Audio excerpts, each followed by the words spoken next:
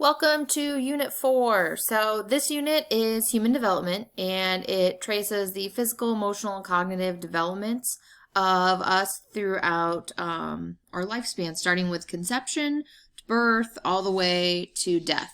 And so this unit is one of my favorites outside of the biopsychology unit to teach. I love the biology aspect, but I love this one too because it's so applicable, it's so fun.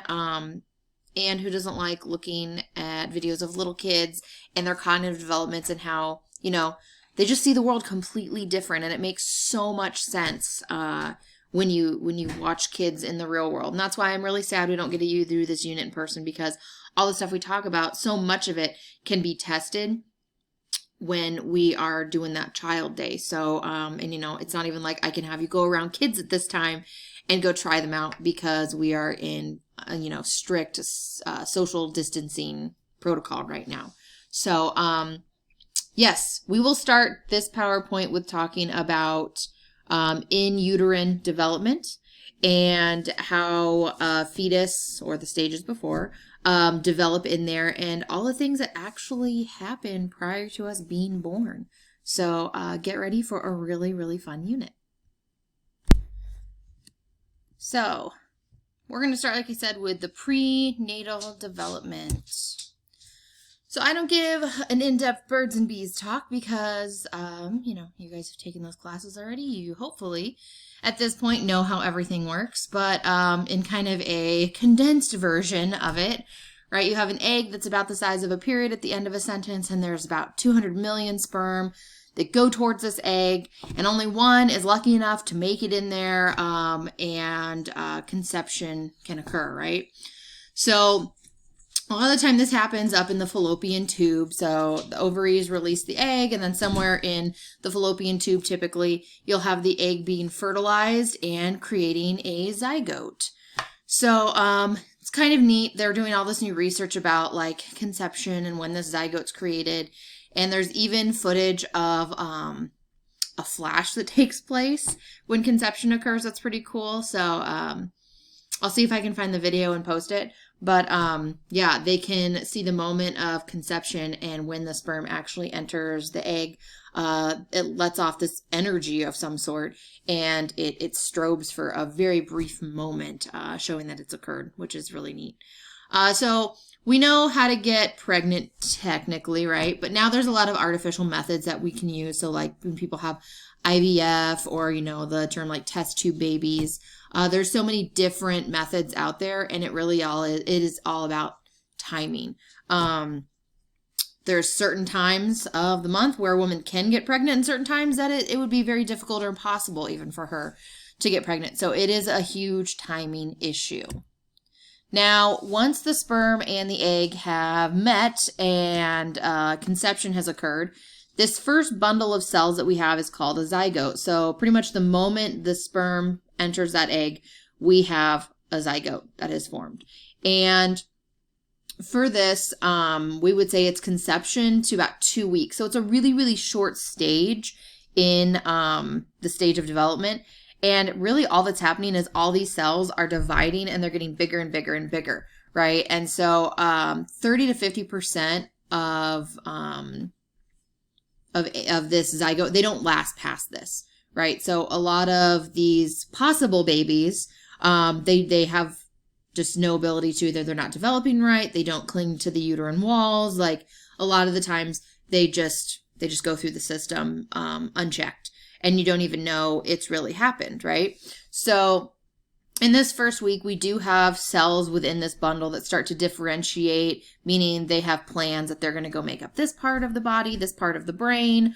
They're starting to branch off and say, yeah, one day I'll go on to make this part of this thing.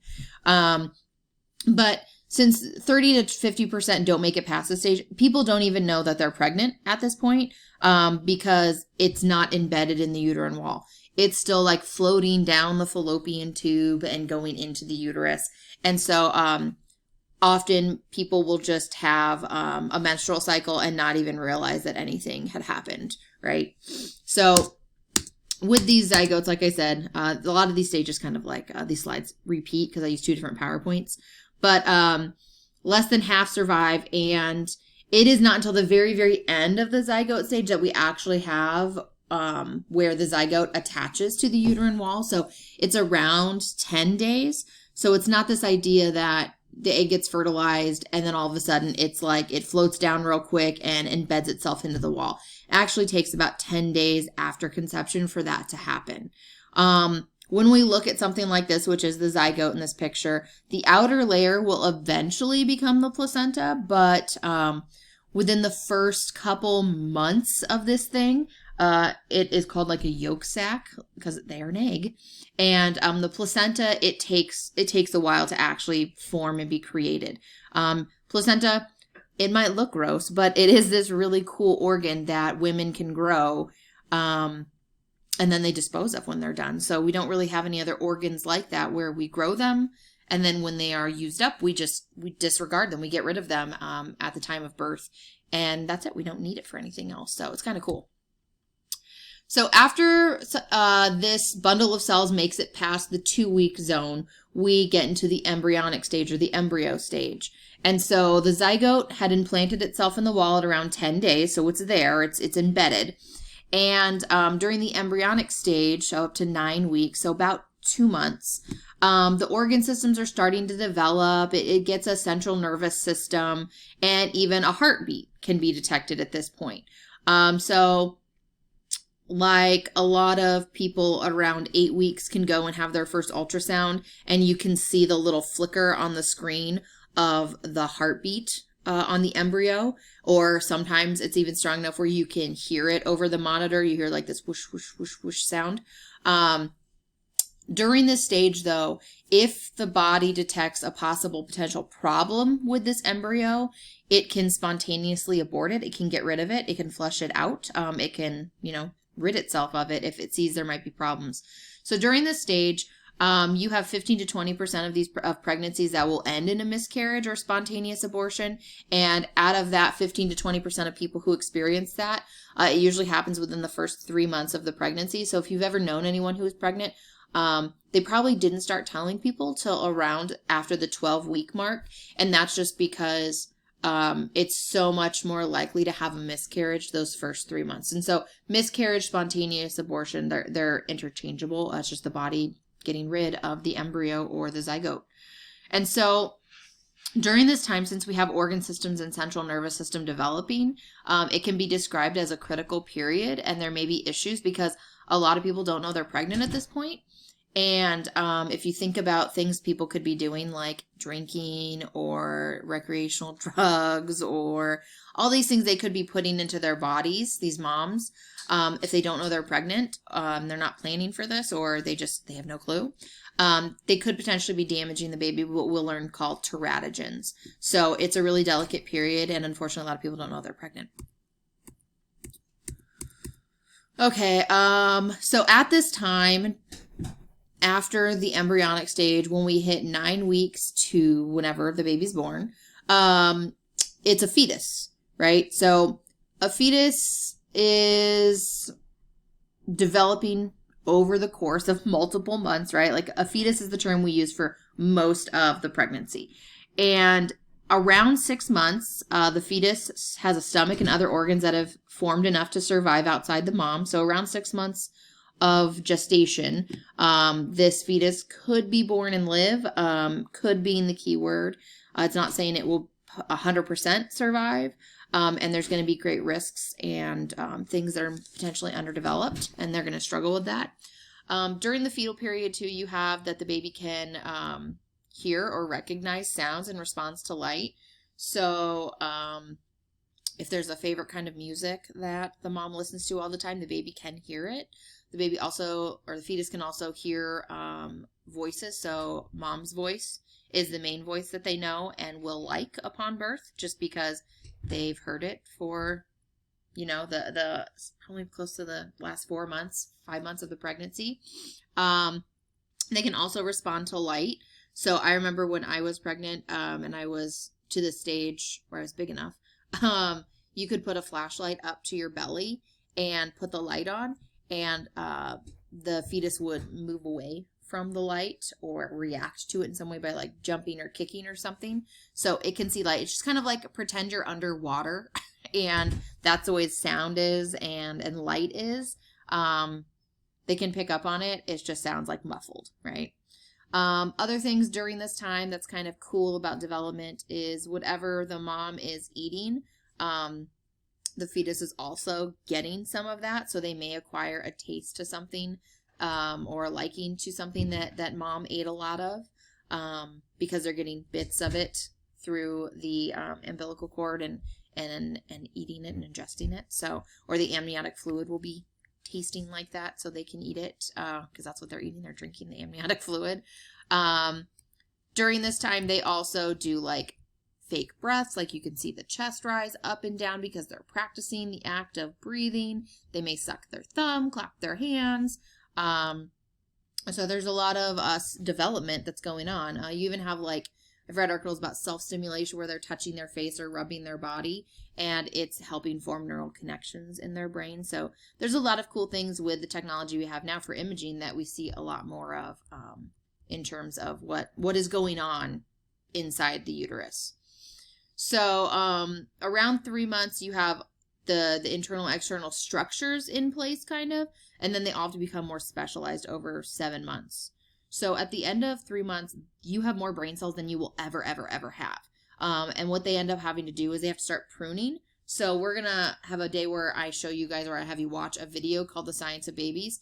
And yeah, what it is it'll show in there synaptic pruning where these babies have all these neurons and they start saying, which one's stronger? We only need one. And the strongest one will like eat the weaker one. And so there's a lot of brain development that goes on during this stage and it's really cool. So most people will carry to 9 months. Babies can live at 25 weeks of gestation. It's like this term of viability, as they call it. But babies born early are called preemies. They're premature, right? And they face their own sets of struggles. We already mentioned preemies in passing when we did our sensation and perception touch unit about how preemies that had the extra physical stimulation of like massages and touch gained weight faster and left the hospital earlier. And so this is all stuff that we're learning about because babies that are born as preemies, they do have a harder fight. As horrible as it might sound, you would want to have that 10-pound baby because the 10-pound baby has a lot of extra fat on it and babies lose weight after they're born. And you want that ability to have them be really fat, and then it's less potentially dangerous for them after they're born. They just have a lot of extra sustenance on their body, right, to survive, versus preemies, they don't have a lot of that. So 90 to 95% of pregnancies that are full term result in healthy babies, and then you have 5 to 8% that are born with birth defects. And so teratogens are examples of these, and there are any external factors or agents that can affect prenatal development. So I was thinking of teratogen, starts with a T, well, so does terrorist. And so teratogens are like terrorists on a fetus. Whatever mom is intaking, the baby is getting as well. And so that's why when people become pregnant, they have this long list of things that they can't have, like ibuprofen, can't have it, could hurt the baby. Caffeine, yep, not supposed to have a ton of it. Avoid it if you can. Obviously alcohol, drugs of any kind, legal or illegal. A lot of prescription medication or even antibiotics you have to be careful with. There's just so many rules, even types of food. You can't have fish. Or anything that's undercooked, because it could damage the baby, because whatever mom takes in, this fetus could be affected by. So we could have physical things like, I want the picture stay up. Fetal alcohol syndrome is the one we're really going to focus on. And so you also have STDs that can harm babies, HIV, herpes, genital warts, all of these things when the baby is delivered can be harmful. So they usually ask expecting mothers if they have any of these issues or they've partaken in things like alcohol because they want to know and try to get ahead of it. And also, if you are HIV positive, you can take medication and they can deliver the baby in a certain way so the baby won't be affected by it and be HIV positive upon birth. So there are ways around this stuff. You just have to be very careful. So we'll pick up on teratogens because my time's almost out on this one. So pick up for part 2, and we'll continue talking mostly about fetal alcohol syndrome.